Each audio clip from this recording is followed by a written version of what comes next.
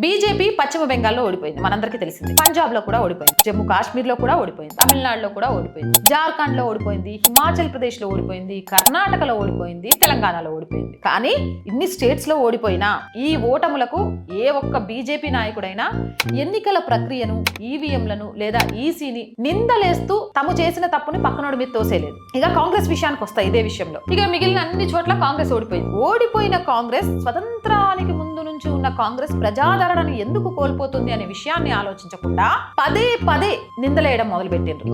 నేను ఓడిపోవడానికి 2019 కారణం ఏంటంటే ఈవీఎంలను హ్యాక్ చేసిండ్రు అనగానే ఈసీ అంది, అసలు ఈవీఎంలను హ్యాక్ చేసే టెక్నాలజీ ఉందా, ఉంటే నిరూపించండి అని. నింద అయితే వేయగలిగిండ్రు, నిరూపించుకోలేదు. ఇక 2022లో ఇదే రాహుల్ గాంధీ ఒక బ్లాక్ బాక్స్లు వాటిని బయట నుంచి ప్రోగ్రామ్ చేయొచ్చు, అట్లా నన్ను ఓడగొట్టిండ్రు. వెంటనే ఈసీ స్పందించింది.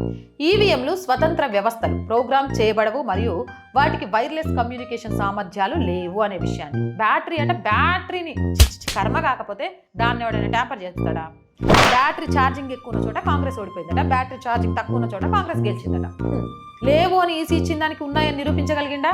తుస్సు.